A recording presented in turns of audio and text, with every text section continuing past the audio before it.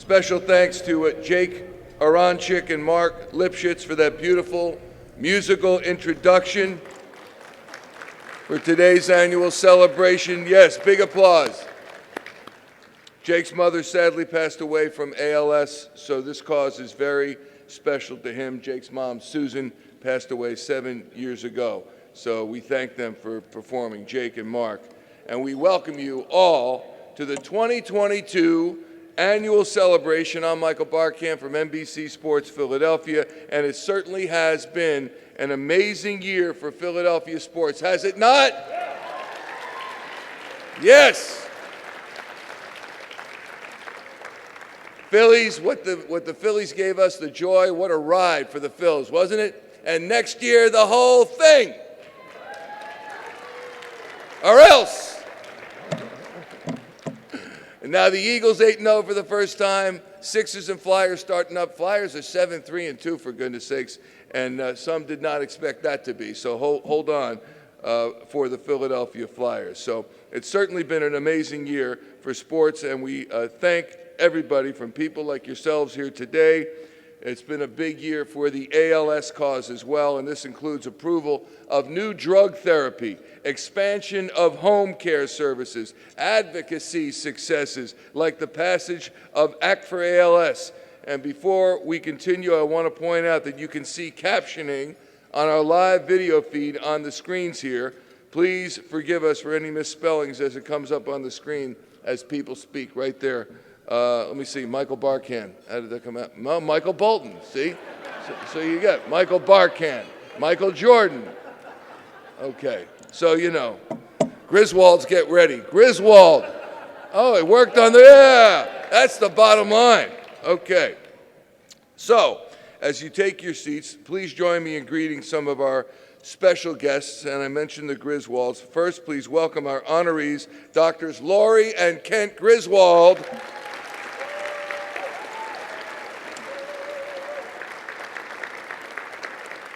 And we are recognizing Laurie and Kent today for their longtime dedication to the ALS cause. We also want to thank presenting hero sponsors, Conservest Capital Advisors, Wolfpack of Philadelphia, and of course the Philadelphia Phillies, who join us once again today as part of their 38-year commitment to strike out ALS. We've got a full program. Before we begin, please join me in thanking event co-chairs, Christy and John Galloway, Lynn and Kirk Griswold, Regina Schwilly and Lonnie Strum, our board of directors, the event committee, and all of our volunteers and staff. We also thank my friend Ruben Amaro Jr. and Mickey and Peg Morandini and Greg Gross and Connie Crawford for being here and being such great friends to the ALS mission. Today would not be possible. Yeah, give it up.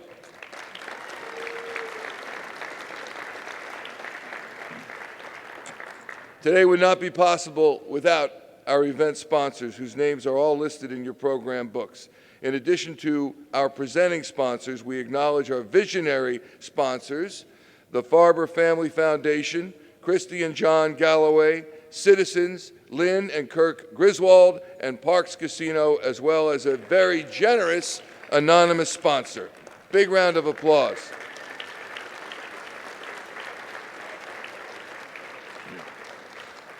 We're honored to recognize Laurie and Kent for their decades-long support of the ALS cause. In 1982, Kent's mother, Dr. Jean Griswold, founded Griswold Special Care, what is today Griswold Home Care, the world's oldest multinational non-medical home care company. Kent served as president for 22 years, and Laurie held roles including executive vice president and acting president. Coincidentally, GSC's first ALS patient was Alan Phillips, the husband of chapter board chair emeritus Ellen Phillips, whom you will hear from later in the program. Right after lunch, you will find more inspiration from our 5th annual Flame of Hope Awards in ALS care, advocacy, and research and innovation, as well as a special tribute to caregiving. And do not forget your raffle tickets. Tickets are on sale now at registration tables, and sellers will also be coming around to your tables during lunch. Prizes include a weekend stay here at Lowe's Philadelphia Hotel, tickets to chapter events including the annual golf outing, a 2-night stay at the Manhattan Club in New York City, a condo vacation in Ocean City, Maryland, and of course, Philly's 2023 home opening day Diamond Club tickets. And everybody got up for the raffle on that. They just migrated over. Speaking of the Phils, what an amazing season, plus the team has raised, yes. And as great as the season was, I think you'll agree this is even greater. The team has raised over $20 million for the ALS cause since Nancy and Bill Giles met Malvina Charlestein in 1984. $20 million. And they agreed that ALS belongs in baseball. And with that, please welcome Chapter Executive Director Jeff Klein and Board Chair Dan Quinn. Gentlemen.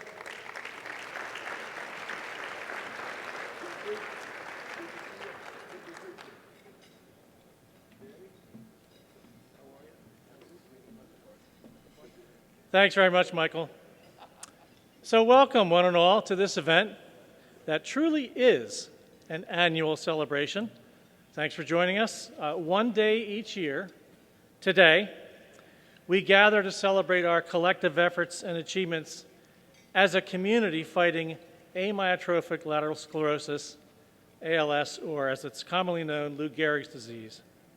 My name is Jeff Klein, the lucky guy who gets to call himself the executive director of this remarkable organization. With no exaggeration, the ALS Association Greater Philadelphia Chapter is an absolute dream team of people dedicated to a common cause. Please indulge me just for a second. Take a look at the people at your table, and now widen your lens to see your neighbors sitting at other tables in this room. Now let me help you understand who you're looking at. In this room today are corporate sponsors and individual donors who faithfully support our chapter's mission year after year after year. To our generous sponsors and contributors, we say thank you. Also in this room today are selfless volunteers who raise money, raise awareness, stuff envelopes, and pretty much do whatever it takes to advance the cause. Because at one point, their life path intersected with somebody who had ALS. To our dedicated volunteers, we say thank you.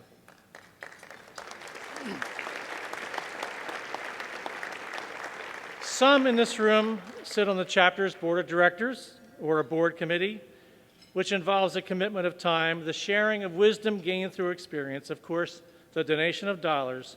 So to our board and committee members for your outstanding leadership and invaluable counsel, we say thank you.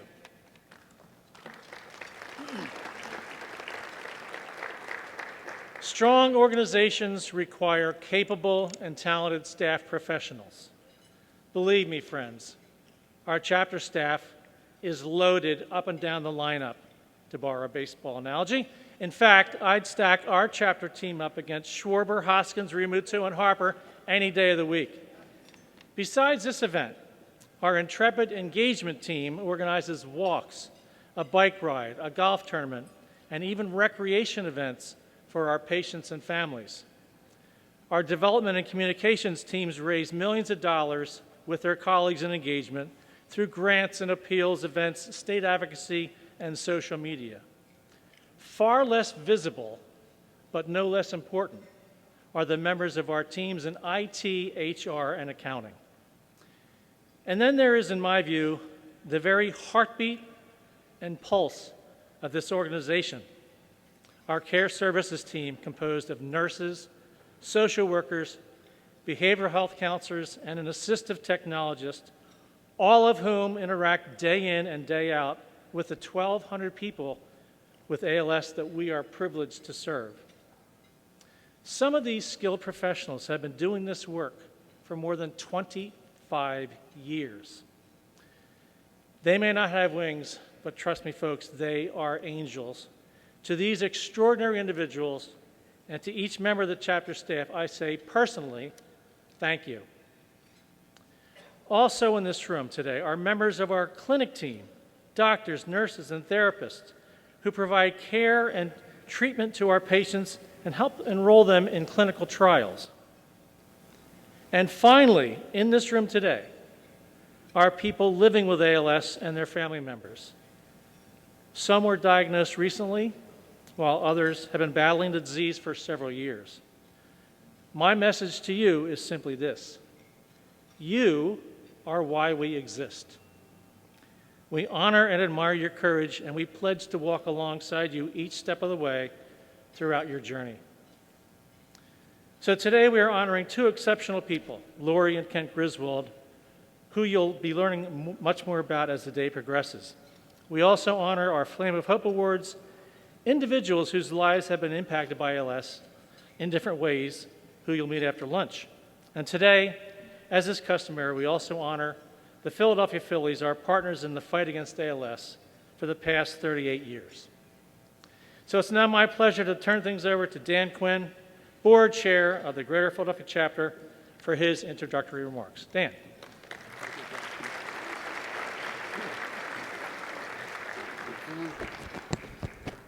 Thank you, Jeff.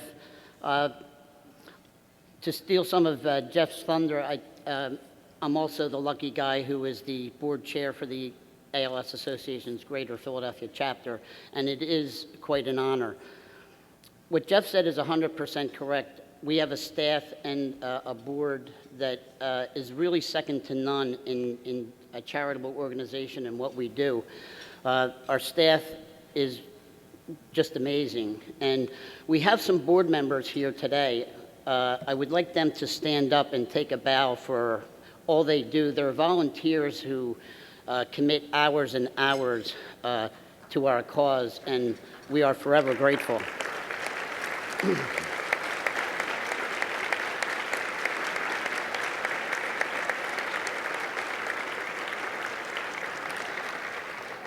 I'd also like to thank Jeff Klein, whose leadership over the past couple of years has been unbelievable, both locally and nationally, with the work that he does with other chapters throughout the country. So, Jeff, thank you. Then, speaking of this team and what we do, I look around and it's the people here who make our organization. It's the friends and families of ALS patients, and we all know how difficult that is and how much it costs to keep track and care for individual patients. We have over 1,200 patients in the Philadelphia area. And when I say 1,200 patients in the greater Philadelphia area, I mean New Jersey, Delaware, Berks County, Lehigh Valley. So it's quite an extensive area, and our people are incredibly dedicated to that. You provide the funding for our association, and we couldn't be more grateful for what you do. Thank you. Now, speaking of the chapter and going forward, we have 38 years ago, we hit the lottery. Not the Powerball, but we hit the lottery. And we were adopted by the Philadelphia Phillies as the principal charity for their organization. And we couldn't be happier. The Phillies, $20-some million dedicated to our program and what we do. We are forever grateful for the Philadelphia Phillies. And I don't know if anybody was aware that they were playing about a month, over the last couple of months.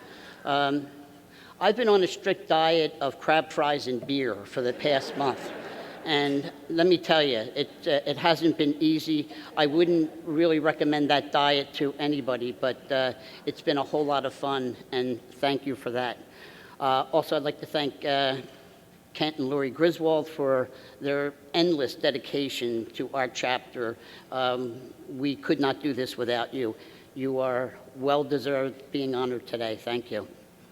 So,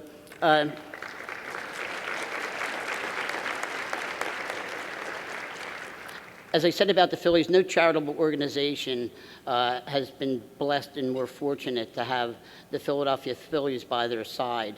And they really are a game changer here and have done just so many things to help our cause. It is my honor, on behalf of the ALS Association Greater Philadelphia Chapter, to extend my profound thanks to our partners in the fight, our National League champion Philadelphia Phillies. And we can take a quick look at a video. Thank you. The ALS Association has been the Phillies' principal charity for almost 40 years. Like most relationships within the Phillies organization, the members and patients of the Greater Philadelphia chapter have become an extension of the Phillies family. The Phillies' involvement with the patients means so much to them. You have the Phillies team behind you. The whole Phillies organization welcomes you when you come here. Over the years, we've met wonderful people through the ALS Association. The patients, their courage, their fight, the families' care for the patients, the communities coming together. It's really something awesome to witness and to be a part of. When you're a player, you get locked into wins and losses.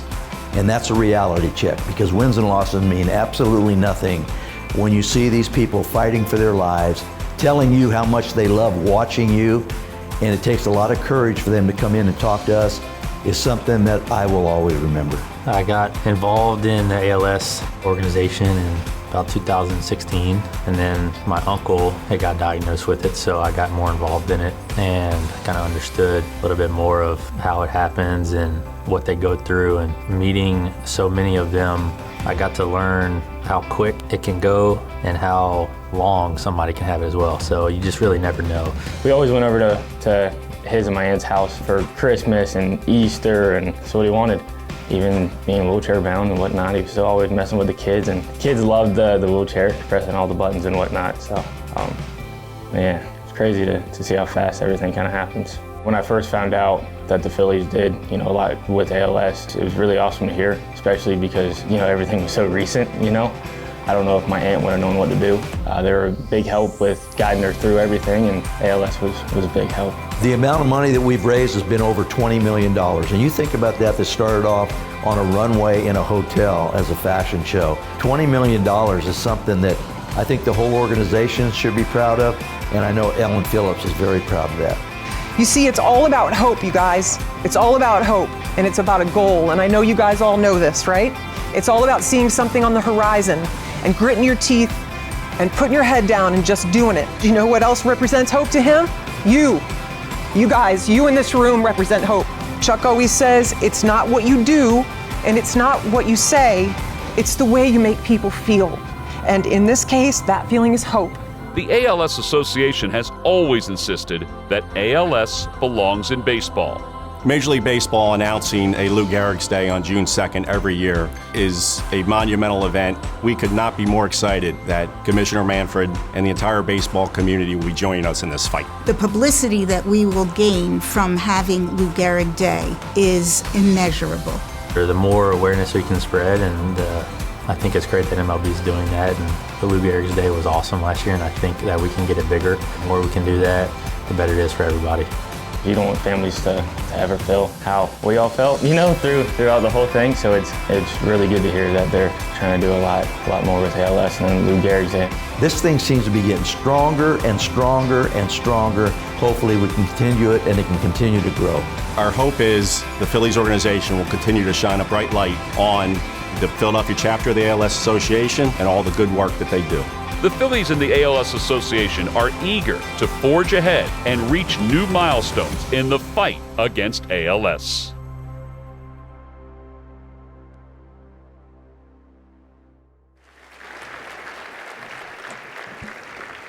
Beautiful video.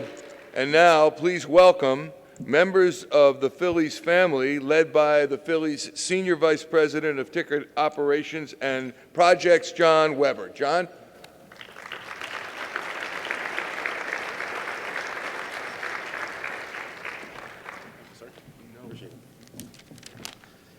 Wow. First of all, the Phillies are honored to be here to celebrate the great work that Lori and Ken Griswold do for the ALS community. Thank you very much. As you witnessed in the video, Chuck, Chloe, and Stacy Schretzman spoke to our players on June 1st. I witness this every year, and maybe it's because a lot of the players have met Chuck and Stacy over in the past. our players were so attentive and listened to every word. And as we know, Stacy can command a room. As it was over, many of our players thanked me for having them speak. Rob Thompson came up to me and said, wow, how impressive it is, everything that the Phillies do, and what an impressive family. So it was really great to see our players really be engaged. As you can see, our players have also been impacted by ALS. Aaron Nola, Nick Nelson, both having lost an uncle to the disease.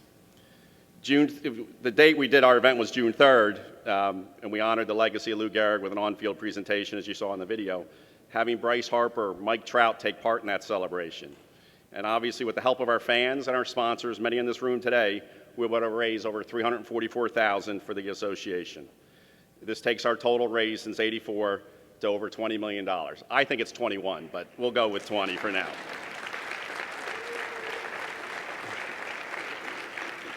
The amazing thing about our organization is we have people who have been here for that ride pretty much since 1984. And I know they were mentioned, but I do want to just bring them up again in all different areas for us.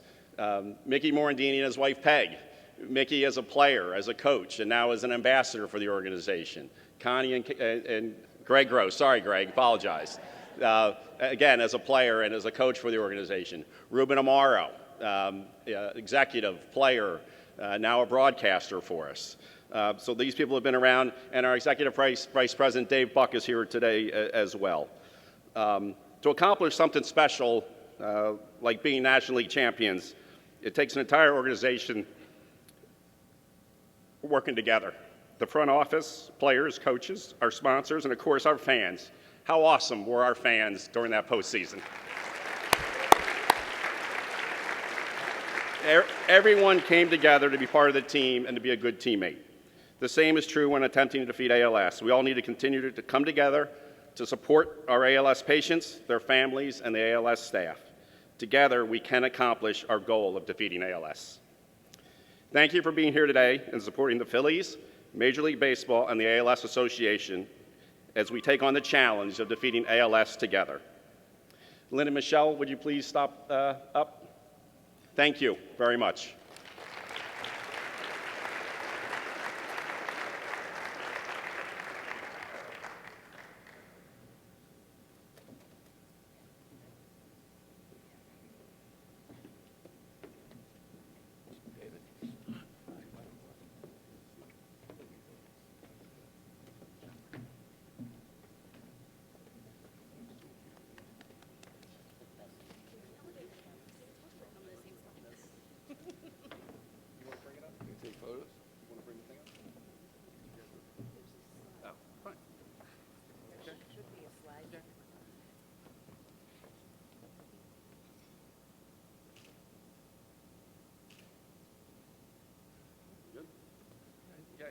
Thank you. Thank you, Phillies.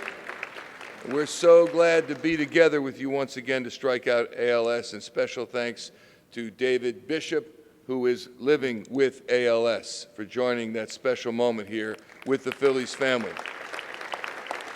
Thank you, David. Also, give it up for Lynn Montgomery, too. Have to. She went to the World Series instead of her cruise. Oh, you went to the World Series instead of your cruise? Okay.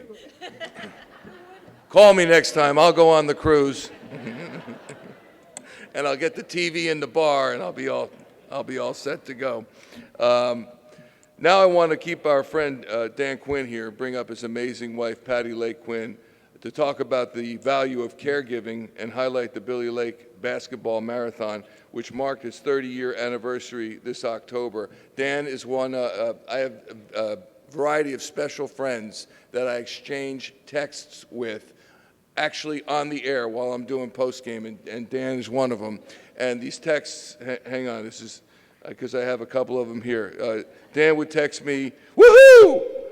And I would text back, yeehaw! And it was very deep, profound, as you can see. And we did that all season long. And two fairly, well, he's brilliant, man, fairly intelligent people did, woo, ah! You know, by the way, you're out of commercial. You're live now. And anyway, come on up, Dan. Thank you.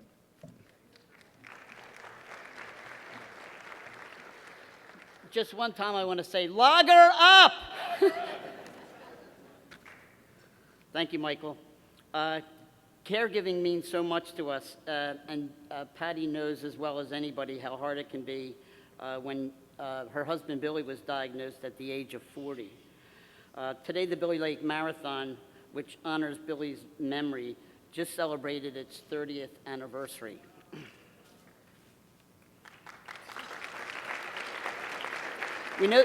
Thank you.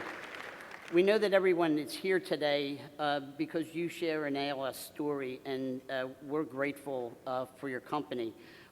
What you see at your table, everybody has a card. If you could pull that card out.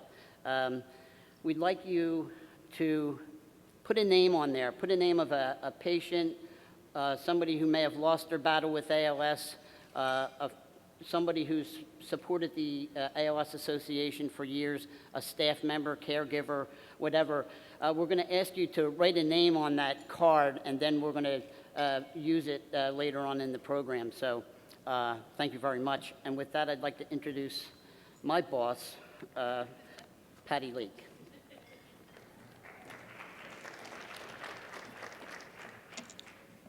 Thank you, everyone. Thank you for being here. One of the most important ways to care for people with ALS is to work towards a cure. My first husband, Bill Lake, had just turned 40 when he started noticing weakness in his left hand.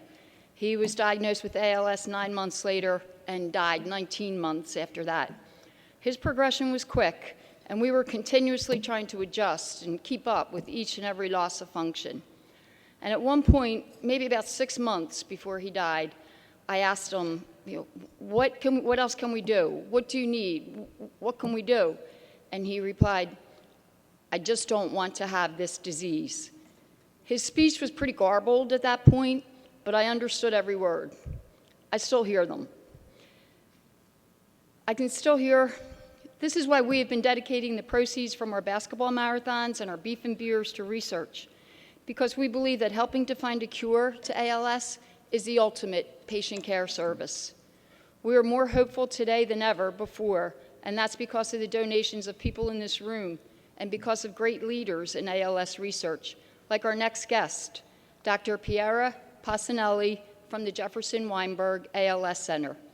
Piera understands the important link between caregiving and research, and we're proud to call her a friend. Please welcome Dr. Piera Passanelli.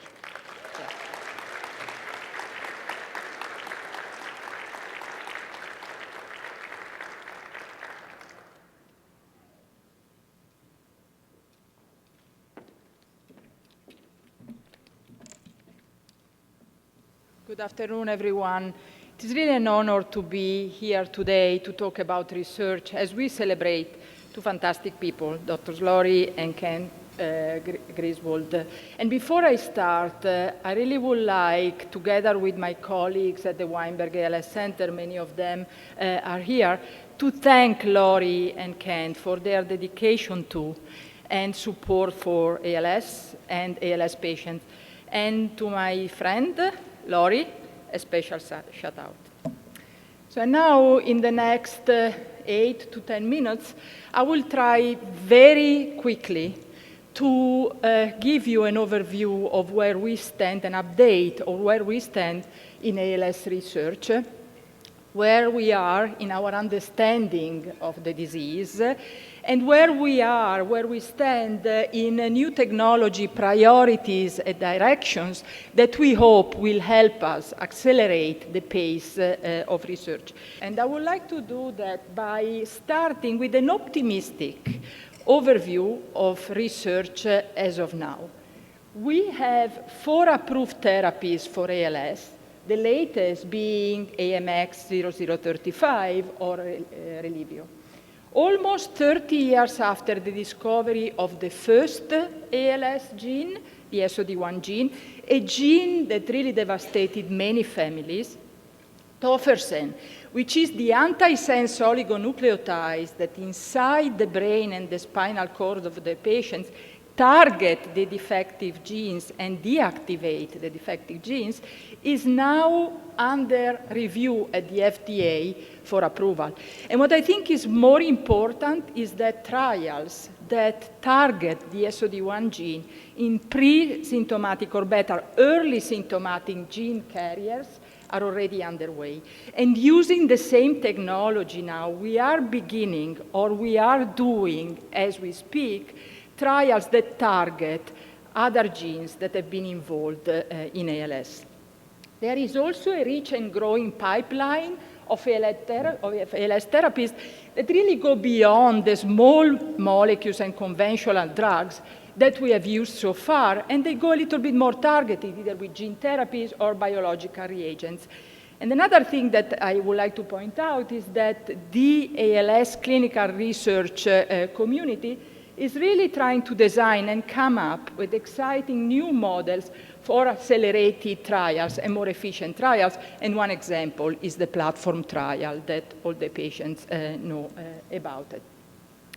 Next to this, the ALS community, from the clinician to the researchers, from the academia to the biotech, from ALS charities to the patients, has come together to identify the challenges and define priorities and direction that really we know will help accelerate the pace of research and discovery, especially for the sporadic, non-familial ALS patients.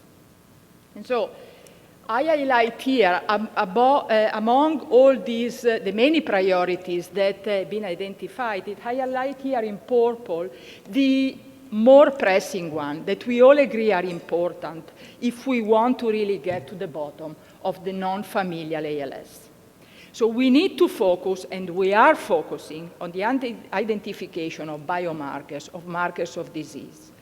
The genes, the proteins, the metabolites that define ALS. We also need to focus on studying in patients and with patients how the disease develops and how the disease progresses over time. It is very important that in doing so, we have a really close collaboration between the clinics and the laboratories, and it is very important that we involve the patients also in this kind of research, not only interventional trials, but also these observational trials that will help us define the kind of disease that they have. Because at the end of the day, as we always say, the people who has the disease are the patients and not the animal models or the models that we can really mimic and use in the laboratories.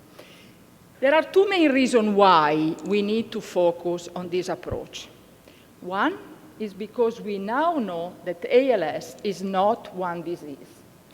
Patients develop the disease at different ages. The severity and the rate of progression of the disease is different in different patients, even the patients that carry the same genes. And we know that the disease starts focally, but then spreads. The spreading of the disease is different in different patients, and so on and so forth. And so, if we really want to, and like we've done in the past for the genetic forms of ALS, through genetics, we identified the genes that cause ALS. Now, we have to use, thanks to new technology, a similar approach to identify markers for the large majority of non-familial ALS, and to identify what defines the different subgroup and what characterizes the different subgroups of patients. And again, as I said earlier, we really need to stress that there is to be a strong communication between the clinic and the researchers, because when the research labs identify those molecules, we understand, based on the clinical progression of the patients, that those are the molecules that makes the patients who they are, and this subgroup of patients unique in their own way. Obviously, and this brings me to the reason number 2 for this approach, any of these markers that define the disease become a therapeutic target. The ultimate goal is to really identify effective therapies that stops the disease at the first sign of symptoms. So any of these markers can be a therapeutic target. And what we need is to design targeted and successful trials in a process that is called precision medicine. Biomarkers are also incredibly important because they help us understand while we are doing a trial if a drug that we are testing in the trial went to the brain and the spinal cord. And they help us, as we are doing the trials, understand if that drug is being successful. And then even before, we are able to see clinically meaningful results. And one example is the tofersen trial that is under approval now, is under review at the FDA. When the antisense, the tofersen, was given to patients, the clinically meaningful relevant and effect has been seen 1+ year after initiation of the treatment.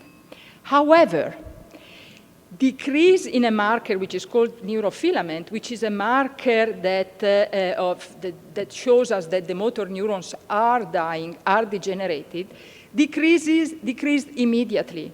And that allowed the researcher not to stop the trial because they saw that the drug was entering the brain and the spinal cord and was doing something.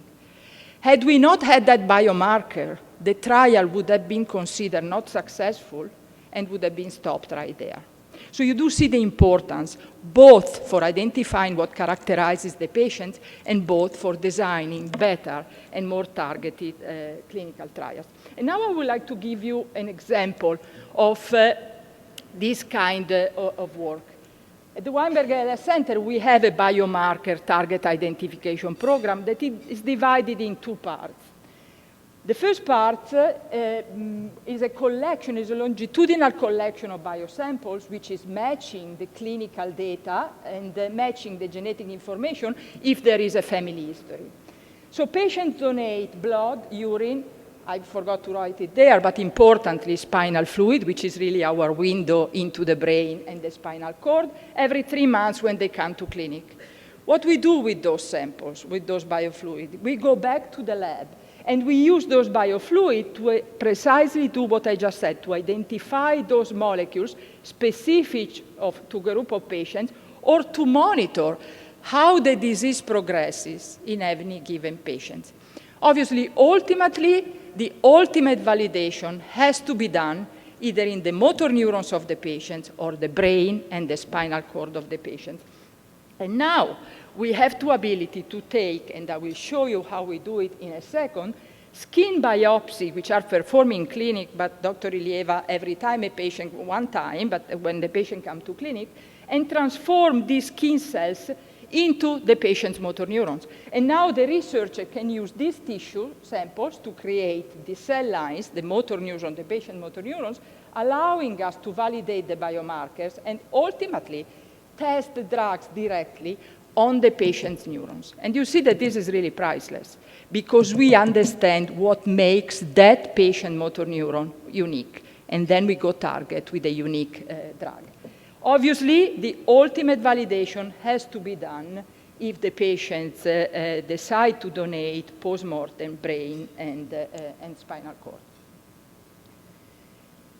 Normally, in the past, until 5 years ago, once we identified these molecules or genes, we went back to the lab, and in the lab, we used animal models or any models to mimic the disease in the laboratory. And we are still doing that because each of these models has some values that we need to use.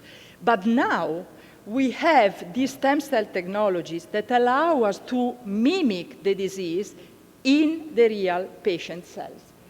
So what do I mean by that? Through stem cells, we can take the skin cells or blood cells. In our case, we take the skin cells and convert them in the laboratory back to stem cells. The stem cells have the ability, they are called pluripotent. Why? Because they have the ability to become any one of the 220 different cells that we have in the body. And so we push in the laboratory these stem cells to become the patient motor neurons, even better now. Technology is going even fast. We can make now what we call organoids that are mini brains derived from the stem cells of the patients. And those are mini brains that mimic all the complexity of the real brain and the spinal cord in a Petri dish in the laboratory. Digital endpoints in association with looking for biomarker and having this technology in the lab, I think that new technology also help us because we now we can compare these markers that change over disease progression in patients with digital endpoint tools that are designed to capture relevant features of ALS as we are doing clinical trials, as we are characterizing what kind of ALS or what subgroup of ALS any given patient has.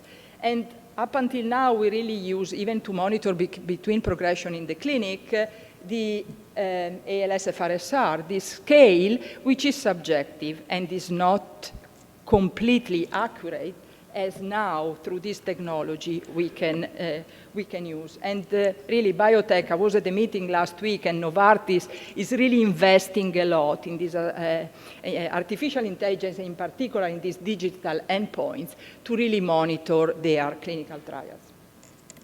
And so the ultimate goal, and I end here, is really to do that personalized medicine that I was talking about. Each patient is really unique. And rather than bulking, because we didn't have the ability up until 10 years ago, 5 years ago, to really subclassify all these patients, we didn't have the technology.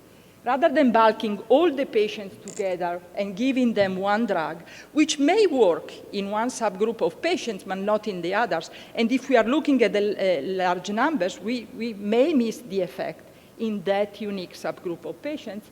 Now the idea is really to give one drug at a time to one group of patients at a time. And I will, as I started with the optimistic overview of where we are right now, I really would like also to end with an encouragement. I don't know, there is still a lot of work to do, and there is still a lot of research to do. I don't know when we will identify this relevant marker, and therefore when we will design these specific and effective therapies. But what I know, that as history has showed us, with new technology, with better tools, as I've showed you now, by working together, and the ALS community is incredibly collaborative, and by working together with the companies and by working together with the patients, I really think that we can do it faster and better. And the example is, again, the tofersen. It took us 30 years because we didn't have the technology to get into the SOD1 gene patients and to get approval for this therapy. And it took us only 10 to 5 to 3 years to target with the same technology other genes that are involved in the disease. I'm always happier to talk about research and to talk about the work that in reality everybody around the world and around different centers, but in particular at the Weinberg ALS Center is doing. So I would like to thank all the people that work, and I would like to ask the members of my teams who are here today to stand up and really, together with me, thank the patient for allowing us to work with them.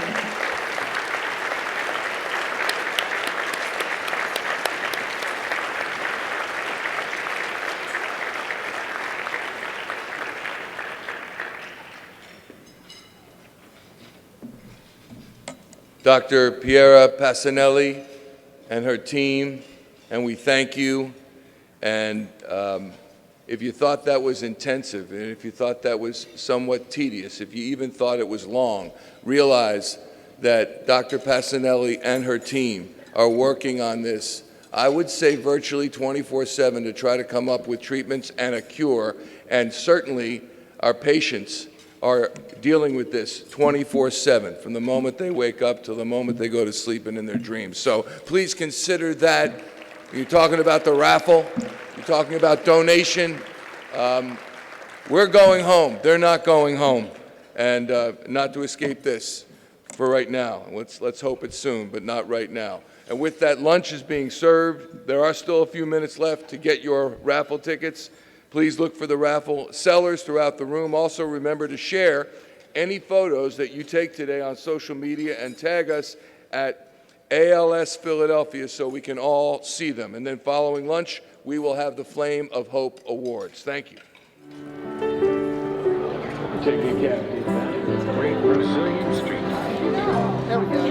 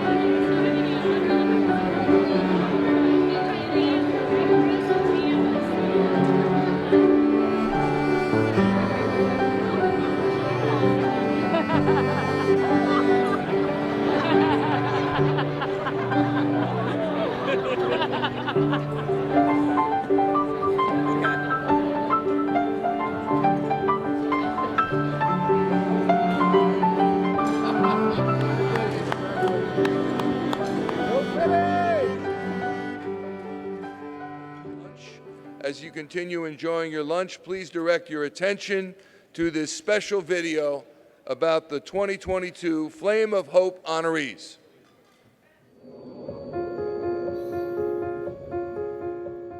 With just my eyes, I am able to communicate with the outside world.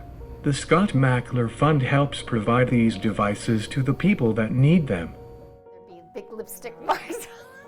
ALS is important to Maureen because she knows the devastation that this disease causes, both as a nurse and as a former caregiver.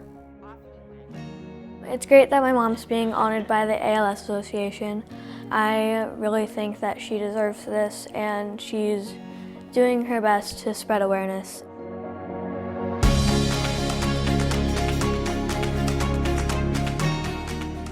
I've known Sarah for over a decade now as she's been living with ALS, and she has used her story to make a difference in other people's lives. I was diagnosed with ALS in 2009. At the time, there wasn't as much hope as there is now, so advocacy has definitely played a part in that. I've been able to see my children grow up, and I've had this time to spend with them and to advocate. So when we go to Harrisburg and advocate for funding, it's so important to let the senators and representatives know what it's like to live with ALS, and so that they have a firm understanding of the challenges that we face. To sneeze. As a kid, I remember, telling all my friends about ALS and Lou Gehrig's disease, and then as the years went on, I went to Harrisburg with her one year, and that was a lot of fun to talk to representatives and really feel like I was making an impact. When Sarah first got involved in ALS advocacy over a decade ago, the state approved $300,000 for ALS care. This year, the state approved over $1.5 million for ALS care. Sarah set an example that is directly improving people's lives today and in the future. And that is a legacy that we can all be proud of and we should all strive for. I am so honored to hear that the Macklers are being given this distinguished award. The advent of the Scott Mackler program was such a turning point for people with ALS in the greater Philadelphia area because most of these assistive technology devices are not covered under insurance. So the only stream for people to get a communication device was from the chapter, and we could have not done it without the Mackler Fund. The decline in, his ability to talk, and it's been a tough thing, but, because of the technology, it's made communication so much easier, and it is really vital to his care, I believe now. I mean, it's, when we're out and he's not able to communicate, tell me something, he's able to do it with his computer. The technology keeps getting better, and this is now my second device. I can't thank the Mackler family enough for keeping this necessary device funded for the people who really need it. Alan is all set. Do you need anything for you? Alan's all set. No, I took care of Maureen. and her husband with ALS. As a young family, they embodied what our patients go through. We were talking to Ellen today. Maureen really understands where the patients and their families are coming from. She's been there. And so the compassion really shows through. But beyond that, there's a real genuine warmth. People come in with a new diagnosis of ALS, and she's able to give the kind of compassion and the kind of understanding that really picks them up. And she really does give hope to our patients. The most important thing about Maureen, whether you are a patient, a family member, or a team member, you are loved. So the mission of the ALS Association is really what Maureen embodies: patient care, advocacy, and commitment to the cause. Everyone's a champion in different ways, whether you raise a few dollars here at a walk, or you developed a new research tool, or you're an advocate, or you're a nurse. Everyone together is what's going to take to defeat this disease. I think that with enough awareness, we can defeat it.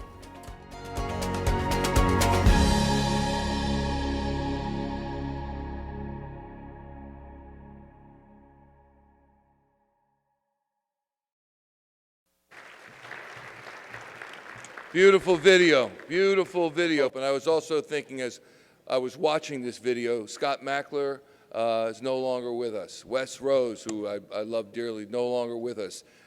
Dick Bergeron, who I met when I first started doing work with the ALS Association, no longer with us. And we've lost these wonderful persons to this terrible disease. And we want it to stop, which is why we're having this luncheon. We're trying to raise the funds. John Russo over there, my buddy. The Giants still stink, John, and so does every New York team, John.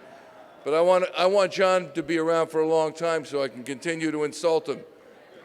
I love you, John, and Loretta. Oh, man. No, don't give me go anything. They're terrible. Okay.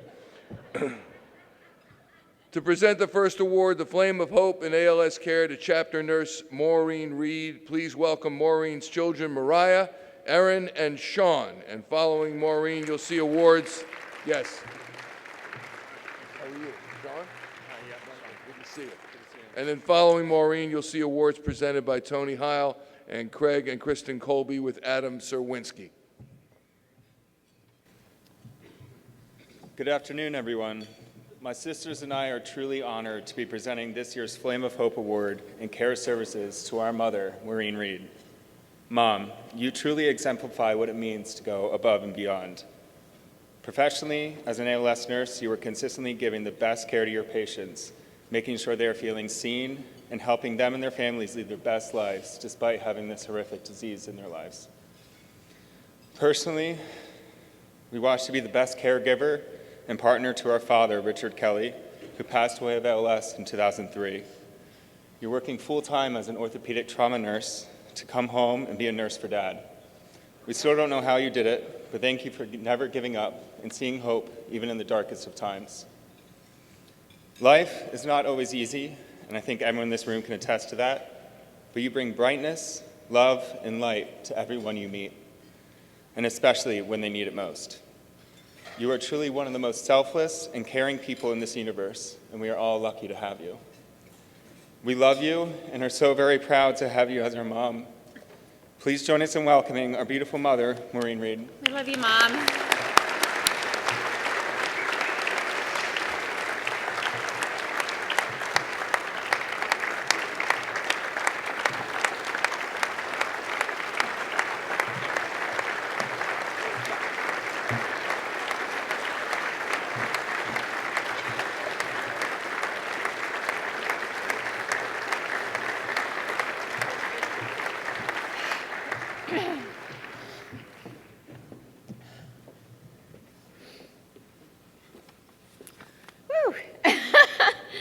Okay.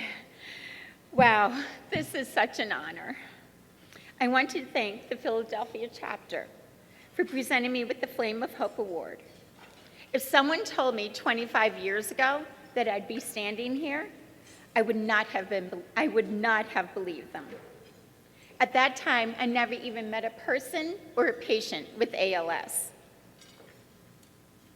That all changed in 1998 with my late husband's diagnosis.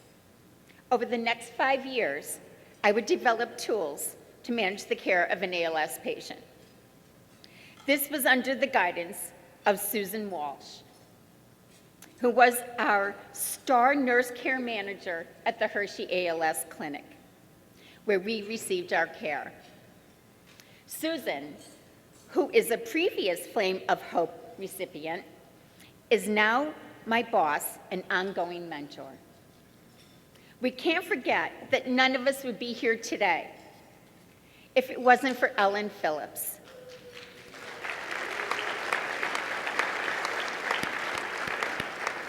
Oh, do I admire her. Ellen Phillips, as you know, started the Philadelphia chapter after the loss of her young husband to ALS. She took her grief and knowing the value of good patient care and support, she built our chapter. 11 years ago, through the secret work of my guardian angels, Sue and I reconnected.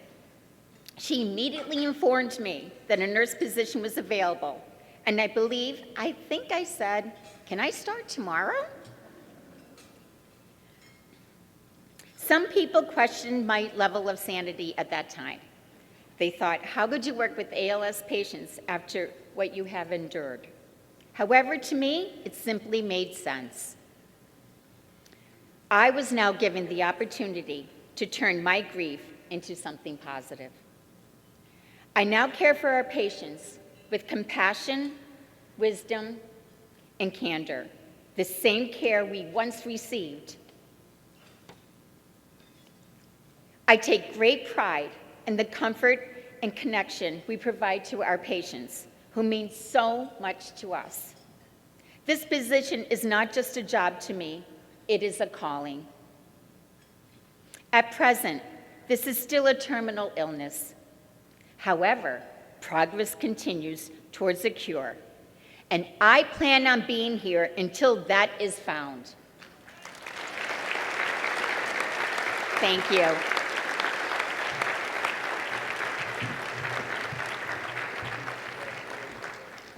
Hi, everybody. My name is Tony Heil, and I am the Director of Communications and Public Policy. First, I just want to give a big thanks to Philly Films for that great video and their video work every year. They really make us look good. ALS takes a person's physical strength, and for the last 10 plus years I've been here and I've known Sarah, I've seen how a person can show so much strength and power through their story as an advocate. And Sarah has become a friend and an example to me of who I'd like to be when I grow up. And there's so many things I can say about her and what she's able to articulate, being a mom and being an advocate. But there's so many things I could say. I don't know what to say. Maybe someone could say it better. I don't know if, do we have anyone that could probably talk about this better than me? Hi, Mom. They asked me to make this little surprise video for you, and I hope you like it. It's tough to put into words all that you've meant for me and the ALS community. You're such an amazing mom and an equally awesome advocate. As I grow older, I grapple with the problem that you were presented with in 2009, and I can't imagine how I could ever handle it as well as you have. As a kid, I remember struggling with being away from you during your early years of ALS, worried something would happen while I was gone. Although, through that time, you comforted me in a way, looking back, that was just so incredible. You had to try and help me cope while you were still coping yourself. Ever since, you've been such a role model to me as the strongest person I've ever met. Your courage, resilience, and positive attitude never go unnoticed by those within the ALS community and our family. You've done such an amazing job at taking every challenge in stride, working to make the world a better place for people like yourself. You inspire me with your work in Harrisburg, participation in trials and clinics, and local advocacy through walks and other events. That's why I think you're so deserving of this year's Flame of Hope Award. To me, you represent one of the hundreds of amazing people I've met in the ALS community, and I'm so happy I get to call you my mom. Stay strong, and let's defeat ALS. I'm so happy to welcome a friend, an amazing advocate, an inspiration, and of course, a phenomenal mom, as you can see, Sarah Brendel. Sarah?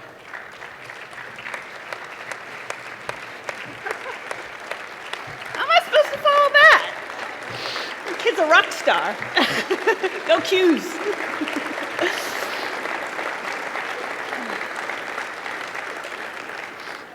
If you're a mom, you know how much that just meant to me.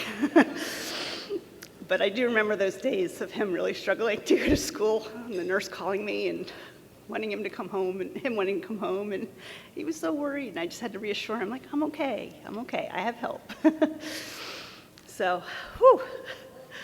This morning a Wawa opened up right in our development. We were there for the grand opening, got our free t-shirts, you know.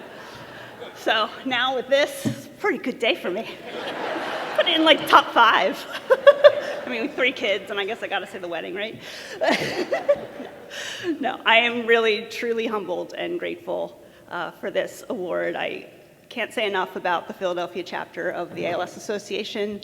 I try to make myself available to others throughout the country when, you know, if a friend or family member says, hey, you know, so-and-so was diagnosed, would you mind talking to them?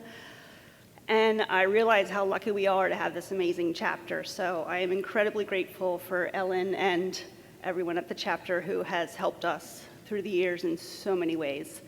I'm inspired by all the people here today. I'm inspired by the research that is happening and the progress that's being made. I'm inspired by the people who have come before me to win this award, and I am honored to be a part of that group. I always say, if you're diagnosed with a chronic illness or a fatal illness, you know, you have 2 choices. You can put up a wall and crawl back in bed, or you can get up and do something. And it doesn't have to be something huge all the time. Just doing a few small things throughout the year is what adds up and helps everyone in this room today. So that's what I try and teach my kids, just to help others when you can, and just to be a kind person. And hopefully, as was said earlier, with the collaboration of the doctors and the researchers and the scientists and the patients and their caregivers and everyone involved, that hopefully, you know, we will see an end to this horrible disease. But one good thing it has given me is 3 amazing kids who know how to work through challenges, and I am so proud of them every day. And I just thank my family, my husband Christopher, and again, everyone at the association for being such a wonderful support system. Thanks.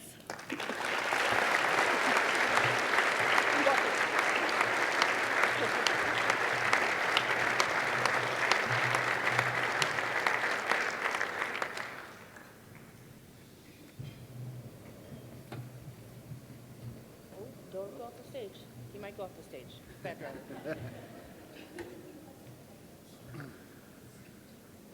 Hello everyone, hope you all are enjoying the afternoon. Thank you to everyone at the association for having us. I was diagnosed in 2008, and in 2012 was at the point where I needed to get a trach and vent. At that point I needed 24-hour care and would have different nurses come and go. In 2013, I met a nurse who has changed my life. For almost 10 years now, that nurse is not just a nurse. He has become my best friend and family. I don't think I'd go anywhere without him.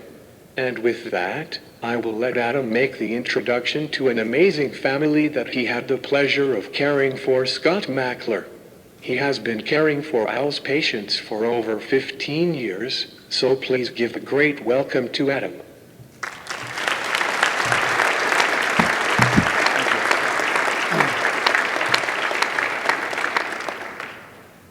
I'm grateful to be here and honored to present this award to a family that means so much to me and to the rest of the ALS community.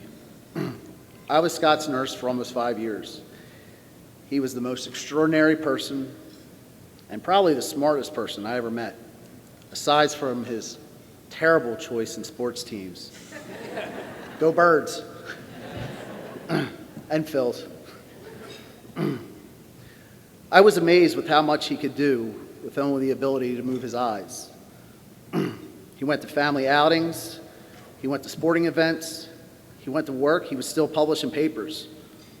With only using his eyes, it changed my entire perspective on life with ALS. Scott did not do this all on his own. ALS not only affects the person that has ALS, but it affects the entire family.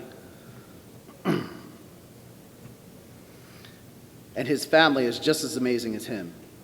The Mackler family wanted to help other patients with ALS as well. They started the Scott Mackler Technology Assisted Program. ALS is a very expensive disease, and this program helps families with these devices where insurance won't cover and the families cannot afford it. Devices like the Toby that my friend Craig here is using to help communicate with people. It is my privilege to introduce the Mackler family.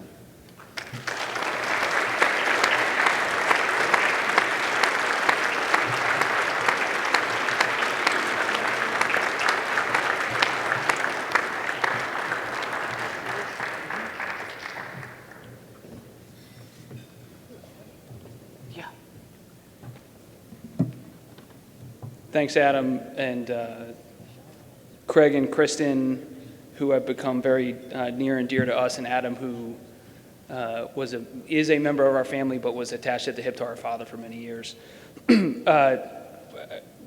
Tony said to keep it under a minute, so we're going to keep this brief. I just want to really reiterate what Adam was talking about. Sometimes it takes a small army just to support one person who's courageous enough to live with ALS and decide to get up day after day after day. Our technology, the technology that our foundation has paid for, that our fund has paid for, is only as good as the person who wants to use it and the people who are around them to support them every day. We have, oh, by the way, public service announcement, our annual 5K that's raised almost $3 million is this Sunday in Delaware, so any Delawareans come out on Sunday. And if you can't make it, go to scottmackler5k.com, and we're happy to have you add to the fund. But any army needs its leader, and my brother and I just wanted to make a point to note that our mother has been our hero for more than 20 years at this point. Our father was diagnosed in 1999, and we were 15 and 13 when he was diagnosed. And through everything that he did and everything that Adam talked about, we needed a whole support team around us. But everybody took their charges from one woman, and that was our mom. So to the extent the family gets credit, as our extended family is here at the table and friends with us today, everybody knows where we take our leads from, and that's from our mom. So thanks for recognizing us and her.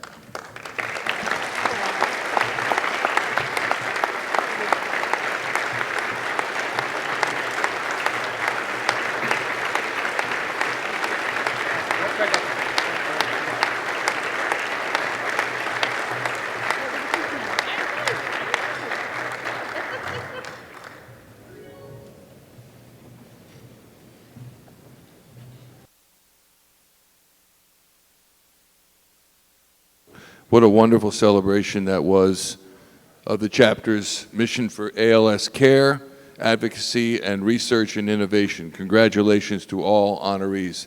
It's a beautiful thing that we do. It's our 5th year, and it's wonderful to applaud everybody who was so involved. Compassionate caregiving is essential in helping a person with ALS, and we'd like to spend a few minutes focusing on this critical issue. We've got 3 special guests to tell you their stories. Here's Lonnie Strum to tell you more.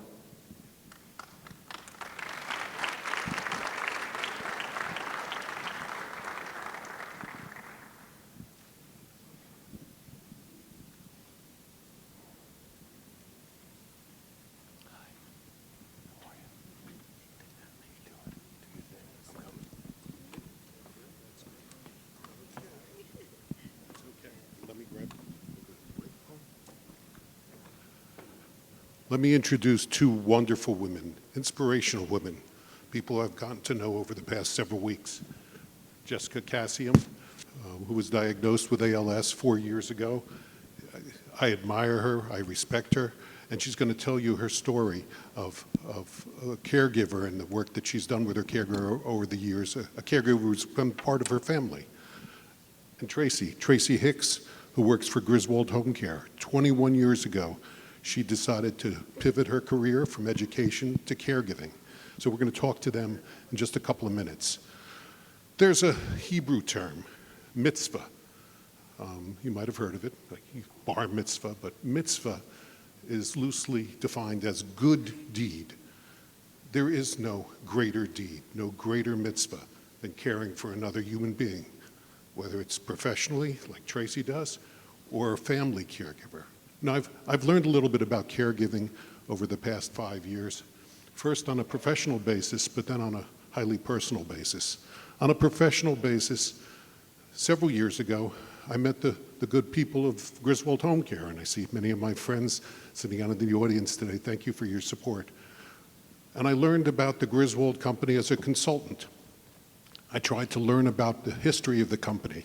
I learned about Jean Griswold, Kent's mom, Laurie's mother-in-law, and the foundation of the company in 1982 based on the highest level of compassionate care. The company was actually founded to provide care to the congregants of a church out in Chestnut Hill. It was compassionate care before commerce. And I learned, and I actually created a concept in my work with Griswold, Griswoldness. Smart-ass consultant thinks of some snappy term. Now I submit that Kent and Laurie represent Griswoldness at the highest level, both from their genealogy as well as their support for the ALS Association, their kindness that they show every day. They do mitzvahs every day. But then my life changed in 2019. My wife, Beth, of 43 years, was having balance issues. Her voice had changed. I didn't know what was going on. And we went down several medical alleys, all looking for solutions. As you all know, ALS is hard to diagnose. And then we ended up with Piera and Dr. Ilieva and the wonderful folk at Jefferson. They rock. And they gave us the diagnosis that Beth had ALS, and it was very well progressed at that point. My life changed. Obviously, Beth's life changed. I became a primary caregiver. And then I understood. I wasn't alone. I had my sister-in-law, Karen, my daughter, Carolyn, my son, Carl. I had wonderful people from Bayada. Thank you for your support today. And the people at Griswold, and we all as a community cared for Beth over her period. And she passed in late 2020. But I learned two things about caregiving. First, caregiving is hard work. It is extraordinarily hard, emotionally, physically. What I didn't fully realize, and I realize now, is that it's rewarding. It touches your heart. It makes you appreciate another person at a deeper level. That's what Tracy does for a living. That's why I admire her so much. Because 21 years ago, she decided to become a caregiver. So let me come sit next to you, Tracy. We can talk using this microphone now. You told me you were an educator, I understand, in your youth, and then you became a caregiver. Tell me, I know you told me about your aunt. Tell me how you became a caregiver. Yes, so definitely my aunts, they are both caregivers. At that time, they just wanted some help with the clients that they had. So they said, hey, Tracy, I know you have the perfect personality for it. And I took the chance, and I went in, and I believe I did a great job. My personality fitted, and we just, from there, now I'm here. How did you meet Jean Griswold and the Griswold family and become a Griswold caregiver? Once again, my aunt, she told me about Griswold, and I just went to the office in Erdenheim at the time and filled out the application and just started doing some cases for them and just got better at it. Yep. You're very wonderful at it. Tell me about what makes for rewarding, what are rewarding experiences of caregiving? Definitely the smiles, the appreciation, the thank yous, that when I go into a home and that person that I'm going to care for that day, their face light up and they're like, oh yes, Tracy's here to help me for today. I'm sure you brought lots of smiles to them when Tracy came. You worked with ALS patients over the years, you said early on. Tell us about that. Yes, so basically at first it was challenging because it was something new to me as well. But I wanted to go in there and help the family in what they needed. So they assist me with the physical part. As time went on, it just became a routine. And another thing that when I started helping more and more, just my creativity.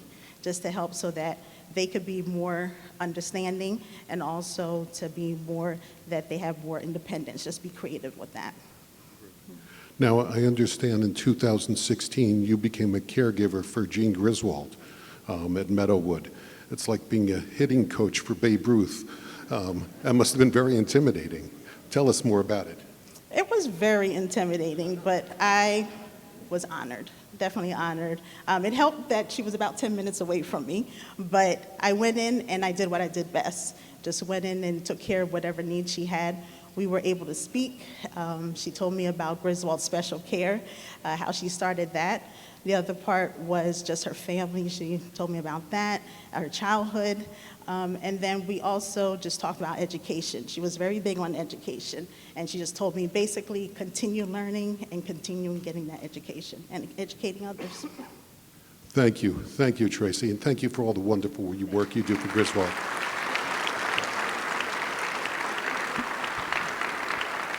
Now, several weeks ago, I met Jessica Cassium.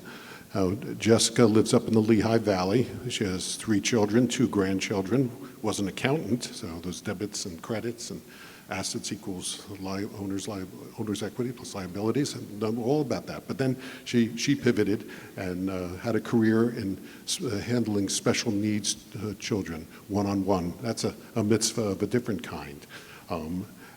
She retired in 2016, but was diagnosed with ALS in 2018. And I know you've had several caregivers work with you over the years, and one in particular who you formed a deep bond with. Could you tell us a little bit about that? Sure. I apologize, recovering from laryngitis. Kids love it, annoying to the parent and to the person.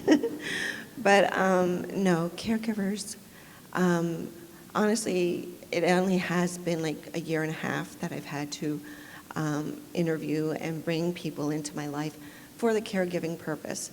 I have 3 wonderful children who are actively involved with the ALS and my care. A lot of my nurses and all that are here from Hershey, know how glued as a family unit we are and that we're all going through this. It's not just the patient.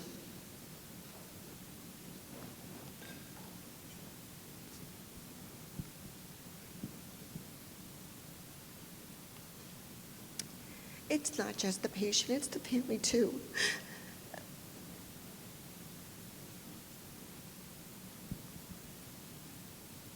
Good luck. Never a dry eye when there's a microphone around, sorry. That's all right. But no, having 3 kids who are actively involved in my care, it's very important from my point of view. Being a patient, whether it's ALS or anything else, you want your kids to be your kids. You don't want them to be your caregiver. I have been very fortunate and very blessed to have people come into my life, and it is a process that I didn't even know how trying it could be, because a caregiver is a special kind of person. There are people out there who can, yes, do the job. They can help you with this, they can help you with that. They can, for all intents and purposes, do a chore very well. But for a caregiver, it takes a lot more to be that for somebody. They become a confidant. They become part of you. And depending on what your challenges are, they're an extension of you to help take care of yourself. And that's really hard for people to do. It's not somebody just doing a job. It's somebody who becomes in tune with you, who starts to get to know you, becomes not just part of you, but part of your family. And I have been very blessed to have a woman named China, and now also, because my care is getting a little more extensive, at full 12 hours a day now, where I have somebody with me. I'm still very fortunate. Other than laryngitis, I can do the nights alone yet, thankfully. So with 12 hours, it's a lot on one person. To me, I know a person's got to be refreshed, so I don't want them to do the full 12 hours, 7 days a week. I brought on another young lady, and what we've noticed too in caregiving is you want to become a team. You need to be able to work together and to support each other, not just between patient and care person, but also the two care people.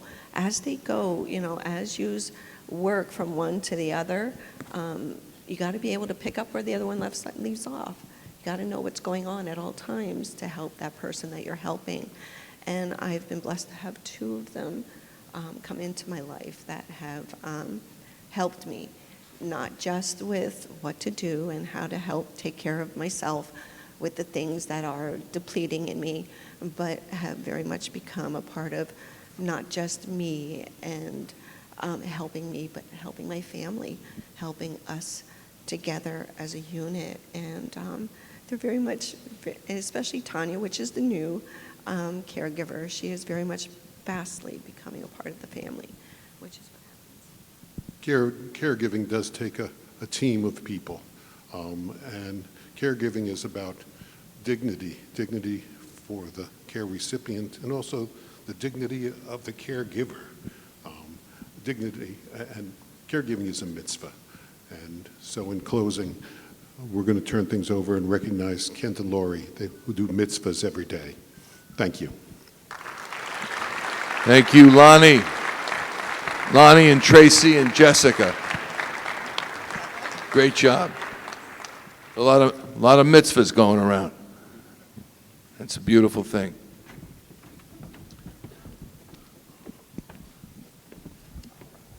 Thank you. You want this back? Here you go. Fine work by Podiums R Us. They did a great job. And now I want to introduce someone. Actually, I want to recognize Executive Vice President Dave Buck of the Philadelphia Phillies. David, give a wave. Thank you for your partnership all these years, David. I want to introduce someone now who, also, Sandy Pearsall, raise your hand. Dennis Byerly's sister, we lost Dennis in 2005. There's Sandy. And we're talking about friends that we make along the way that we still remember, always remember. And I think it's always important to remember them.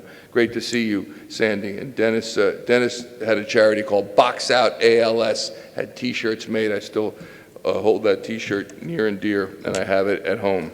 And I see it just about every week. Well, I wash it sometimes. All right, now, I want to introduce Chapter Board Chair Emeritus Ellen Phillips.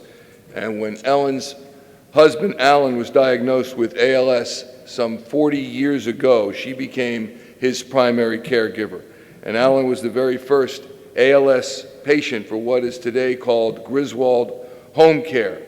And Ellen's going to introduce the honorees, but she's the Energizer Bunny, she's the doting mom, she does everything, and she doesn't want any credit for it. But that's fine, it's enough. Just move it along. But she is the one who started it and still makes it go today. Ellen Phillips.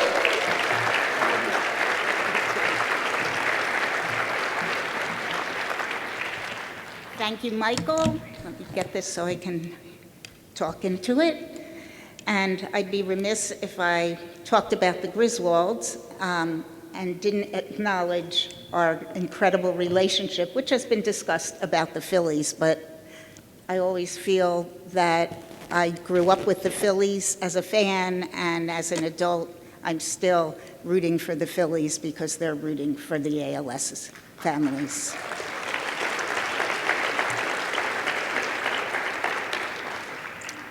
My connection to the Griswolds goes back a long time, to 1983, when my husband Alan had ALS. We had a beautiful young child, Amy, who was just 2 years old.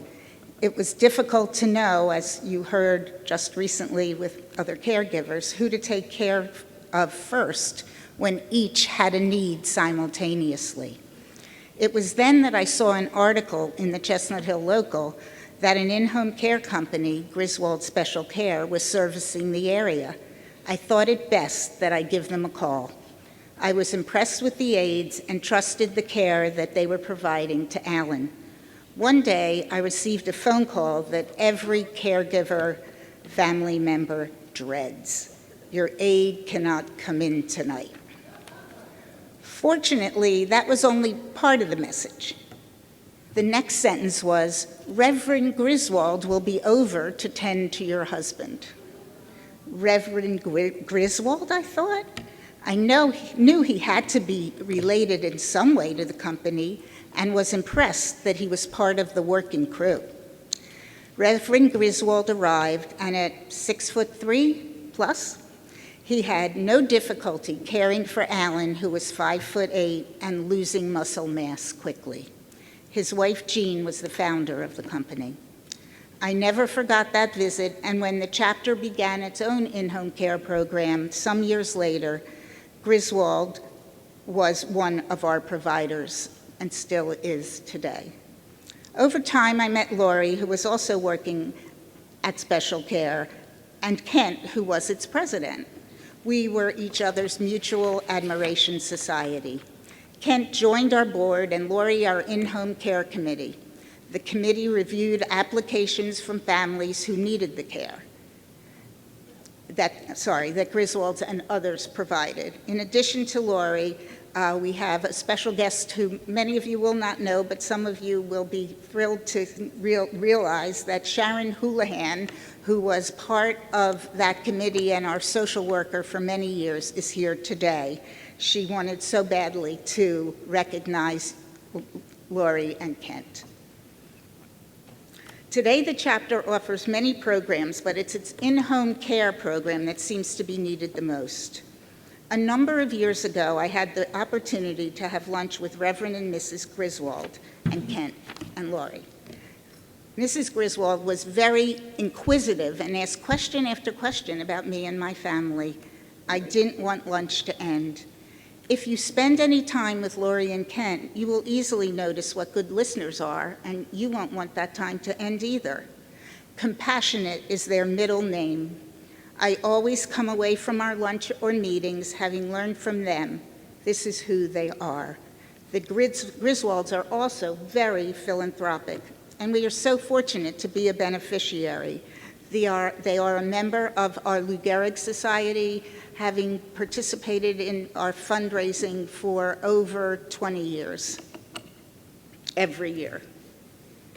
I remember a board meeting when Kent arrived and handed me a check, a very generous check, completely unsolicited and without any fanfare. Last year, Kent and Lori served as luncheon co-chairs as we honored Susan and Len Lodish. Susan's back with us today. It made a difference. Ken also did some consulting and asked to have his fee donated to our chapter. The Griswolds love the Phillies. Wolfpack, a Shark Tank look-alike show, only better, is on Amazon Prime. They were a major sponsor of this year's annual Lou Gehrig Day at the park. They always support our Phillies events, the luncheon, and new this year was a cooking demonstration and dinner with Susanna Fu. We hope to continue that with other chefs as well. While initially reticent to be honored today, they acquiesced and were very active and honorees, soliciting many of you, and that too is a tribute to Lori and Kent and who they are. Now, would you two mind, and I mean these two, Lori and Kent, if anyone else wants to join them, you can come after. Would you come up?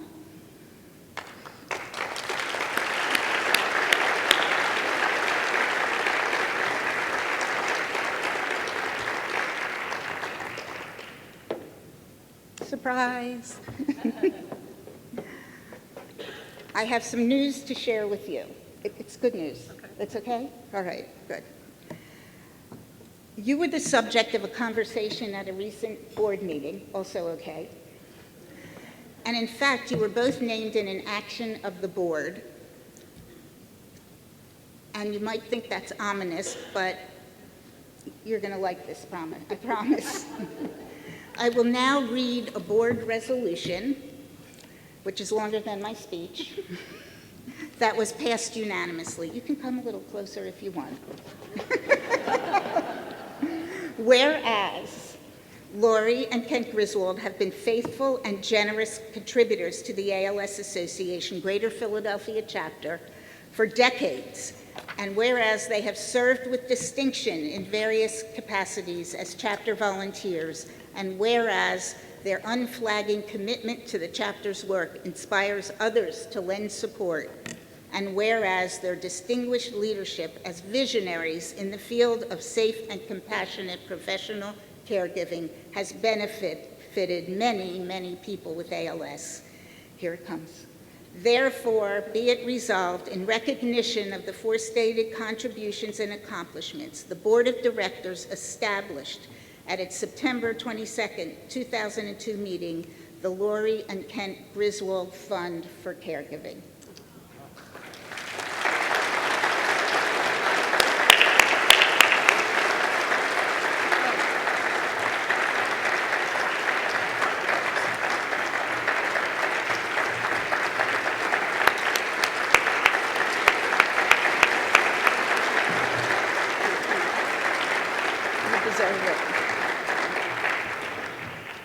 We're almost done. They're still here. We're lucky. This is a permanent fund, and all gifts to the fund shall be restricted to programs and services related to caregiving. I'm pleased to announce that some of the board have already donated to this fund, so we have a head start, totaling about $7,000, and we're just getting moving. And now we'd like to give everyone the opportunity to support this fund for caregiving. Ladies and gentlemen, under the centerpiece at each table, there's an envelope. The envelope contains cards which can be distributed around your table. We will hear from you, I promise, before next year's luncheon. As you pass around the cards, you will see there are several ways to donate. And if you have a question, you'll let us know later. Lori and Kent, on behalf of the Board of Directors and our entire organization, we are so delighted to be honoring you. You're such great friends. You understand what our families are going through, and we are overwhelmed by your generosity. So thank you, thank you, thank you, and congratulations. Thank you all.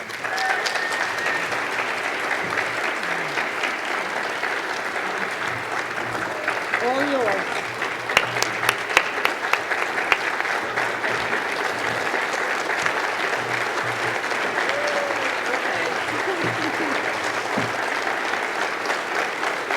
Wow. Okay. This is very overwhelming. I saw Sharon Houlihan earlier, and she said the one thing that we're missing are tissues at the table. So I think that might be something that we add in following years. I just want to thank Ellen for, oh my gosh, and the board for that very, very touching and meaningful gift. We really, and recognition that really means a lot to us. And I want to thank everybody for being here today, to our family, our friends. I want to thank all the co-chairs who worked so hard for today. Our congratulations to the Flame of Hope winners. Talk about inspiring. Oh my gosh. For us to be up here is obviously uncomfortable because we don't want the focus on us. We want to make sure that the focus remains where it should be, on the patients and their families. And I want to just say one thing. One of the first meetings that I had when I joined the company back in 1993 was with Ellen Phillips, Sharon Houlihan, and Dottie Orenstein.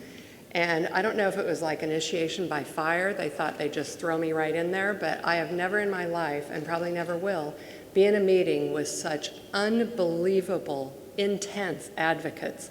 And they were wanting us to make sure that our rates were going to be reasonable for the clients. And I'm like, of course we will. Of course we're going to do everything we can. And they're like, no, we mean it. And I'm like, okay. I went back to the office and I remember talking to Kent and Jean and Lincoln and saying, wow, these people mean business. They are nothing like I've ever experienced before. There's no level of advocacy that ever compares, and I don't think ever will. And I just want to say, too, that I think because of that dedication is why this ALS chapter is, if it's not the most, it is definitely, in our eyes, and I think everyone here, it's the most successful in the country. They're here to help patients and families navigate the many issues and concerns they have or face. You've heard a lot about it today, whether it's home modifications, communications, mental health needs, difficult and heart-wrenching decisions about feeding tubes or ventilators and trachs. I mean, there's so much that goes on. The in-home care program that the Abrams family started. I mean, there's so much that this chapter does. What's covered by insurance? What mostly isn't? What do you do? How do you get help? I mean, there's so much, but this chapter and all these caring individuals become the beacon of light and hope for so many. And they make sure that patients and families know they're not alone. And I have to say there's one common thread that runs through every single person I've ever met with the ALS chapter, and that's their truly genuine and caring, sincere want to help others. And such big hearts and such kind souls. We want to thank you for all you do because you are just an amazing group. And there's one person in particular, Joan Borowski, there she is in the back. The one up here basically orchestrating and making sure Michael Barkan is on point and doing what he's supposed to and everything else. Joan's been with the chapter for over 25 years, and Joan is retiring. I can't believe, so this is her last luncheon. So we wanted to take a moment to make sure that we could recognize you in the right way. So thank you, Joan.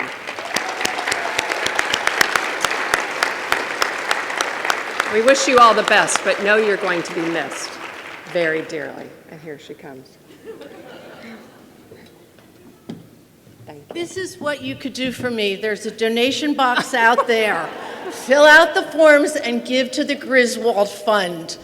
That would make my day. Thank you. I also want to thank the Phillies because the organization, the partnership that they have with the ALS Association does so much for so many. And I know you all are so gracious with your time and effort. And if you've never taken a moment, next time you're at the park, talk to some of the employees, talk to some of the people that are here today, because I'll tell you, take notice of how kind and caring and dedicated they all are. It's not by chance. It's because that's the way the organization is run. And it's not a surprise that they partner with the ALS Association. And I just wanted to share a couple things. I know it's getting late and you're probably all needing to get back to work or get going, but I just wanted to share a friend of ours, Meg Judson, about 5 years ago was diagnosed with ALS. And the first thing she said to me when she told me was a plea for help, to please help me disprove this diagnosis. And of course, that's what you want to do for a dear friend, but unfortunately we weren't able to do that. And she has gone on that journey with ALS, with her and her family and friends. And I wanted to just share an experience that I had because another good friend, Christy Galloway, and I would go to clinic appointments with Meg. And I'd heard about clinic for years and years through the chapter. And, you know, I was so touched to be able to go. And I just want to explain to you what that means. When you go to clinic, you're going where Piera was describing, right? The Weinberg Center down at Jefferson. When you go, it's not just like you go to a doctor's appointment. It is such a perfect example of how our healthcare system should model care for patients with chronic disease. Because seriously, Piera, I mean, having experienced it with Meg and hearing about it for years through Sharon Houlihan and others, and Gail Houseman and Janie and all the different people from the chapter who go there, basically your appointment is set and you tell them, okay, I'm going to arrive about this time. And then they say, oh, well, do you need help getting in from your van or from the car? And somebody will come down to help you get inside the building. I mean, who does that in healthcare? Well, they do. I mean, you get inside the building, then they take you to a room. Okay, well, usually you're used to going to multiple rooms to meet with lots of different doctors for different appointments. Well, this is designed all around the patient and their families, which is the way it should be. The patients are put in one room and all the professionals come to them. The physicians, the nutritionists, the social workers, the researchers, everybody comes to them to discuss their specific needs, the therapists. And when Meg and Christy and I would go with her family and other friends, we basically had an entourage. We had a great time because we were going to have fun too, and they did as well. It was so uplifting to go to clinic because although it's such a devastating illness, they would try to find all the glimmers of hope. It's like, yes, here's what you hang on to. And every visit was like that. And it's just not like that in the real world of healthcare. So I bring that up as an example because I think that the clinic and their partnership with the ALS Association and everything that they do, it basically integrates their work in research with real time so that all those things can come together. And that's why we do what we do with the ALS Association, is to focus on the patients and their families and to make sure that the individuals who are facing ALS now can live their best lives, whether it's through new technology or whatever it is, and to also be working towards that cure because, you know, like Maureen said, that's really why we're here, is to make sure that a cure can happen, because we've just lost too many people. And over the years, we've gotten to know and become so close to so many people who've lived with ALS. And I have to share a story with you what happened this morning. Michael's been talking about all the people that we've loved and lost. And our friend Jill was coming down today, and she was in the Ambler train station. And she was telling a woman there that she was going down to the ALS luncheon. And the woman said, "Oh my gosh, Wes Rose, I used to work with him at Arcadia. He was such a wonderful man." And they had this wonderful conversation about Wes Rose, who is also someone that we got to know and love. And he was diagnosed at an early age. I think it was 12 years or so that he went through.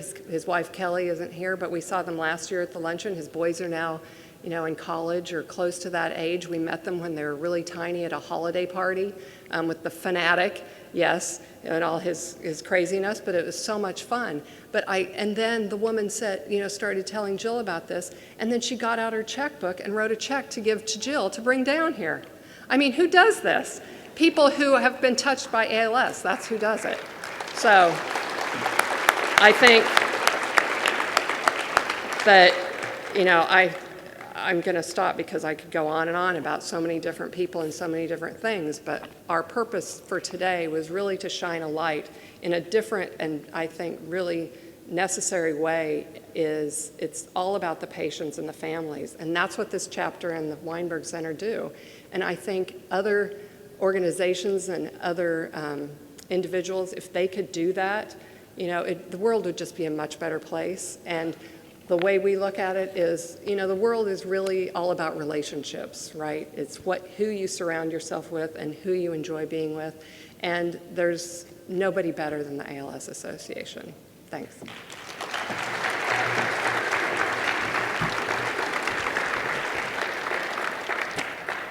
I apologize, that clock is wrong. It's really just about 10 till 2, not 20 after 2. Everybody should have filled out hopefully their cards by now. We'd like everybody, if they could please hold up their card in front of them. We're going to take a quick photo opportunity. Mine says, "I care and ALS for Meg and all." So if you can please hold them up high. Wow. That's a lot of cards. Yeah, that's really awesome. Thank you so much. And a shameless plug for the Wolf Pack. We currently have 3 wolves and 5 companies from seasons 1 and 2. Our second season's coming out, Amazon Prime soon. It's not out yet. But we have a challenge for the Phillies. We're a huge supporter of ALS, and we're going to race you to see who gets to 22 million first, okay? Okay.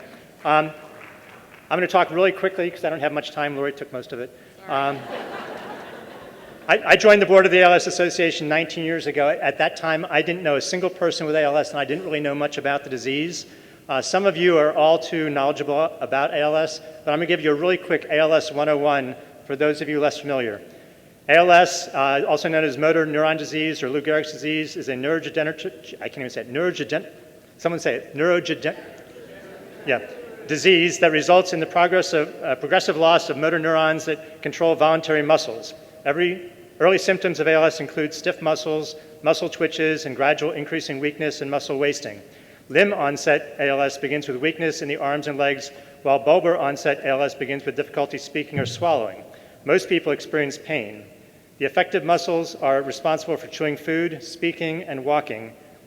Motor neurons loss continues until the ability to eat, speak, move, and finally the ability to breathe is lost. ALS eventually causes paralysis and early death, usually from respiratory failure. Most cases of ALS, about 90 to 95%, have no known cause and are known as sporadic ALS. However, both genetic and environmental factors are believed to be involved. The remaining 5 to 10% of cases have a genetic cause linked to the history of the disease in the family, and these are known as familial ALS. There is no known cure for ALS. The goal of treatment is to improve symptoms. A new medication may extend life by about 2 to 6 months.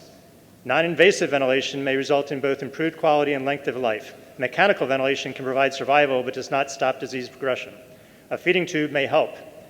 The disease can affect people of any age, but often will start earlier than the age of 60 and in inherited cases a bit earlier. The average survival from onset to death is usually 2 to 5 years, though that can vary, and about 10% survive longer than 10 years.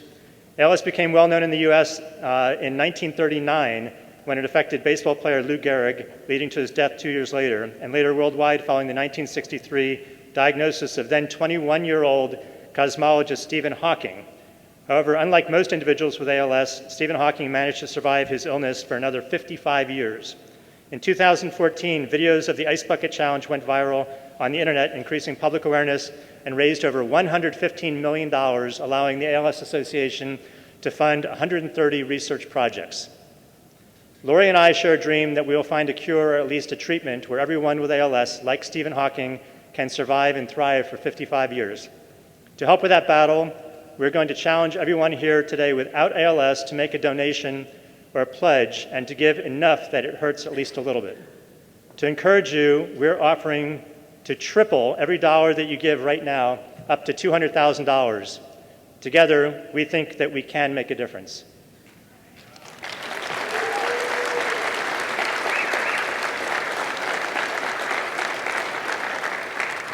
I'm on my last page, only half a page to go, and it's very large font.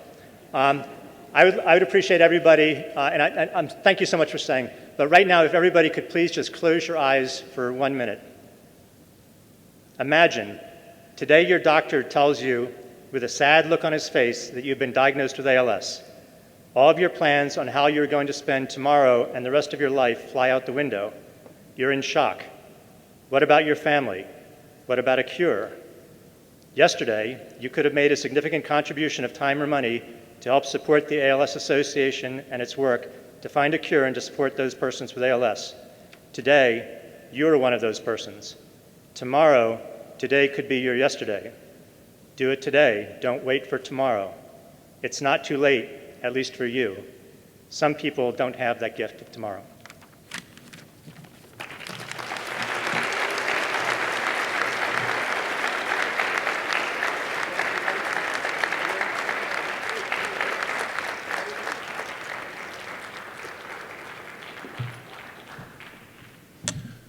Congratulations, Griswolds. That is awesome. All right, we're halfway through, okay?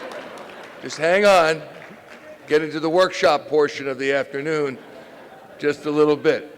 All right. No, that's it. But I do have a couple of announcements, real quick. Thank you for being part of this special event, especially all our sponsors, Conservist Capital Advisors, Wolfpack of Philadelphia, and of course our dear friends at the Philadelphia Phillies. We thank you.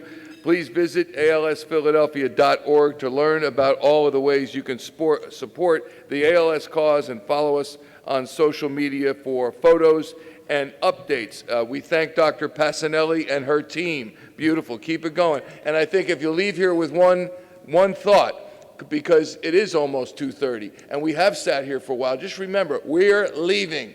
Dr. Passanelli and team, and certainly our friends with ALS, they're not leaving. This is the situation in which they exist, and we want to stop that as ASAP. That's for darn sure. Lastly, parking ticket lost. Go through take a look, because see Carla out there. She has a blue parking ticket, so someone's not going anywhere for a while if you do not find it, or you have to describe your car. Thanks for being with us. Have a great afternoon. We look forward to next year. Love you.